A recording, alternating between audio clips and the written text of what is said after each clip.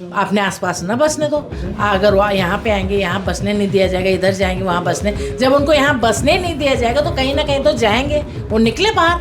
देशभक्ति रग रग में बसी है मेरी तो, और मैं अपने शहर के साथ गलत नहीं होने दूंगी। 4-6 महिलाएं थी, मैंने कहा निकले यहाँ से, बाहर जाइए। अगर आप बंगाल के हैं तो हमें एनआरसी दे दीजिए। आप आपके एनआरसी चेक करेंगे और एनआरसी सही है कि गलत है ये भी चेक करना है।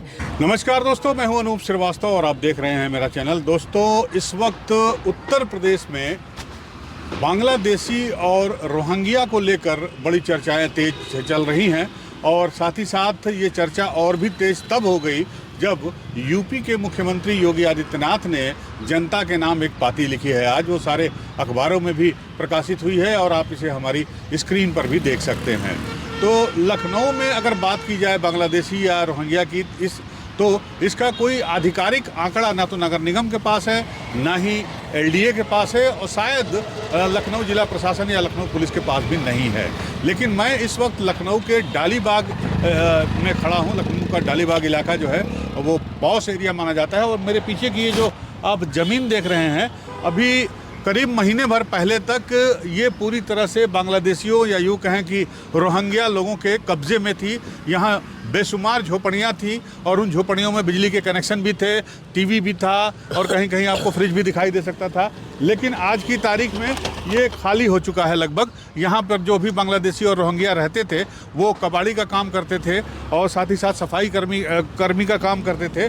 तो अभी कुछ दिन पहले जो है एलडीए की प्रवर्तन टीम ने इनको, लखनऊ डेवलपमेंट अथॉरिटी की प्रवर्तन टीम ने इनको यहाँ से हटाने का काम किया है, और अब ये महीने भर पहले ये काम यहाँ पर हुआ था, और अब ये पूरी तरह से आपको खाली दिखाई दे रहा है। हालांकि इक्का दुक्का अभी भी लोग यहाँ पर मौजूद हैं, आप देख सकते हैं वहाँ पर ये लोग हैं, और लेकिन अब इनको भी अल्टीमेटम दे दिया गया है कि आप यहाँ से निकलने की पूरी कोशिश करें। तो ये पूरा जो है ये ज़मीन जो एलडीए की थी इसे पूरी तरह से खाली करा दिया गया है, मुक्त करा दिया गया है बांग्लादेशी और रोहिंग्या के लोगों से। अभी यहाँ 1-2 लोगों से मेरी मुलाकात भी हुई, लेकिन उन्होंने कैमरे पे कुछ भी कहने से इनकार कर दिया। लेकिन उन्होंने इतना ज़रूर स्वीकार किया कि वे आसाम आए हैं, आसाम मतलब बांग्लादेश से आसाम आए, और आसाम से जो है वो यहाँ पर आए थे, और उन जैसे हज़ारों लोग यहाँ अभी भी लखनऊ में है, लेकिन अब ये लोग यहाँ से जाने की तैयारी में है। तो इस पूरे क्रियाकलाप की या उनको बेदखल करने की लखनऊ से या लखनऊ से बाहर भेजने की जो नोडल इकाई है वो लखनऊ नगर निगम है। तो आज हमने इस सिलसिले में लखनऊ की जो मेयर हैं सुषमा खरकवाल जी, उनसे भी बातचीत की। तो आप ये बातचीत देखिए, ये इंटरव्यू देखिए सुषमा खरकवाल का, और अगर आपको हमारा ये वीडियो पसंद आए तो हमारे चैनल को लाइक और सब्सक्राइब ज़रूर कीजिएगा। उत्तर प्रदेश ही नहीं, पूरे हिंदुस्तान में घुसपैठिया और रोहिंग्या एक बड़ा मुद्दा बन चुका है। पहले बंगाल में चुनाव है, बंगाल में घुसपैठियों और रोहिंग्या के मुद्दे को लेकर काफ़ी गहमागहमी है। उसके 1 साल के बाद उत्तर प्रदेश में भी चुनाव है, और यहाँ भी मुख्यमंत्री योगी आदित्यनाथ ने एक पाती लिखी है जनता के नाम से, जिसमें उन्होंने जनता से अपील की है कि सुरक्षा जो है वो सबकी सामूहिक जिम्मेदारी है। लिहाजा जो भी अवैध रूप से यहाँ प्रवास कर रहे हों, खासकर उत्तर प्रदेश की राजधानी लखनऊ में, तो उनकी पहचान सुनिश्चित करें, उनको रोजगार देने से पहले उनका पुलिस वेरिफिकेशन कराएं। साथ ही साथ उन्होंने कई उपाय भी बताए हैं, जिसमें सबसे बड़ा उपाय है डिटेंशन सेंटर। तो इस बारे में जो इकाई है जो काम कर रही है वो नगर निगम कर रही है। इस वक्त लखनऊ नगर निगम के महापौर सुषमा खरकवाल जी हमारे साथ हैं। सुषमा जी, बहुत बहुत स्वागत है आपका। धन्यवाद। सुषमा जी, योगी जी ने जो पाती लिखी है आज एक जनता के लिए, उस पाती पे क्या कहना है आपका? उस पार्टी को लेके मैं कल या परसों से जनता के बीच में जाऊंगी और जनता को कहूंगी कि जब आपका मुखिया आपके साथ है तो आप इनको बाहर करने में कोई दिक्कत नहीं होनी चाहिए। हम अगर ठान लें, जनता अगर ठान ले, तो कोई भी काम कठिन नहीं है। अपने आसपास न बसने दो। अगर वो यहाँ पे आएंगे, यहाँ बसने नहीं दिया जाएगा, इधर जाएंगे वहाँ बसने, जब उनको यहाँ बसने नहीं दिया जाएगा तो कहीं ना कहीं तो जाएंगे, वो निकले बाहर। और मैंने तो निर्णय ले लिया है कि मैं इनको बाहर करके ही रहूँगी। प्रयास पूरा है, मैं ईमानदारी से मेहनत कर रही हूँ, कहीं मेरी ईमानदारी में कोई प्रश्न चिन्ह नहीं है कि खाली बोल रहे। मैंने किया है, पिछली बार 50 लोगों को यहाँ से बाहर किया, उसके बाद 160 भी नौकरी छोड़ के गए हैं, और लगातार मैं लगी हूँ। अभी 15 दिन का समय एक जगह दिया है, उसके बाद मैं वहाँ पे जाऊँगी। मुझे कोई ना भय है ना डर है। वहाँ से जितनी सांसें गिन के आई हैं वही सांसें हमारी हैं। उसको ना कोई कम कर सकता है ना कोई ज़्यादा कर सकता है। तो इसलिए मुझे कोई डर भय नहीं है।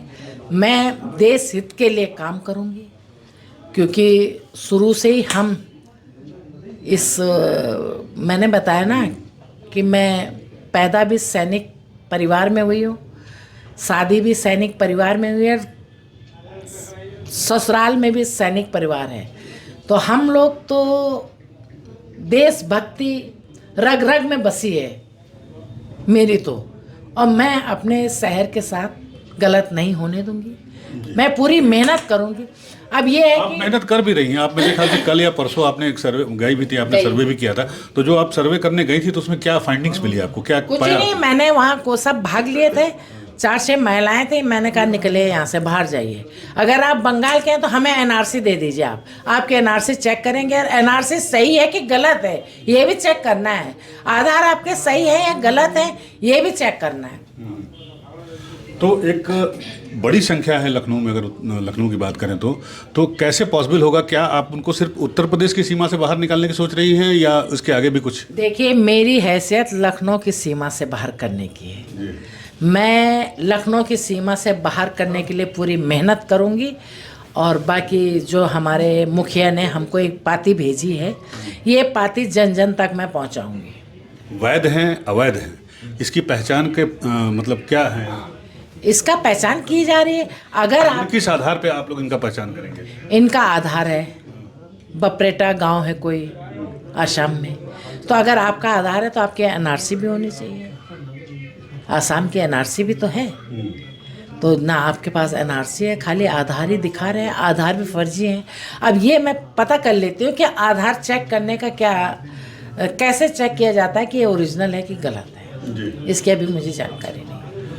तो लखनऊ में ये सिलसिला कब तक जारी रहेगा? आपको कब तक लगता है कि लखनऊ में जो है अवैध रूप से रोहिंग्या या बांग्लादेशी रह रहे हैं उनको जो है यहाँ से डिपोर्ट कर दिया जाएगा या डिटेंशन सेंटर में उनको ले जाएगा? ये 2.5 साल रहेगा, जब तक मैं हूँ तब तक रहेगा। अच्छा, हाँ। डिटेंशन सेंटर के बारे में कुछ बता दीजिए हमारे दर्शकों को। ये जिला प्रशासन का अधिकार है, जिला प्रशासन बनाएगा। जिला प्रशासन हमसे ज़मीन मांगेगा तो 24 घंटे के अंदर अंदर हम उनको ज़मीन भी दे देंगे। लेकिन डिटेंशन सेंटर में रखने से अच्छा है इनको बिल्कुल ट्रेन में बिठाओ और बाहर करो। क्यों पाले हम इनको? एकदम बाहर करिए, एकदम बाहर करिए।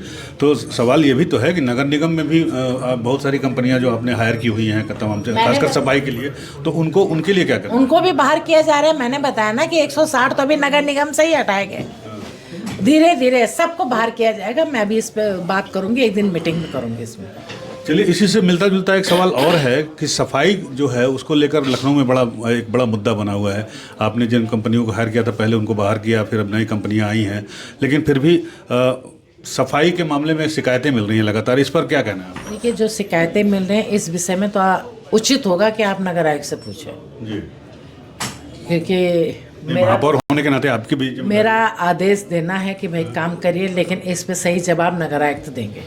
चलिए, तो ये थी सुषमा खरकवाल जी, जिनका कहना है कि 15 दिनों के अंदर रोहिंग्या या बांग्लादेशी जो भी लखनऊ में रह रहे हैं, अवैध रूप से रह रहे हैं, उनको बाहर निकालने का काम किया जाएगा। और ये काम शुरू भी हो चुका है। खुद महापौर जो है जगह जगह जाकर इसका मुआयना कर रही है। तुम अभी जहाँ घूमना घूम लो। शिवम पांडे के साथ अनूप श्रीवास्तव, लखनऊ।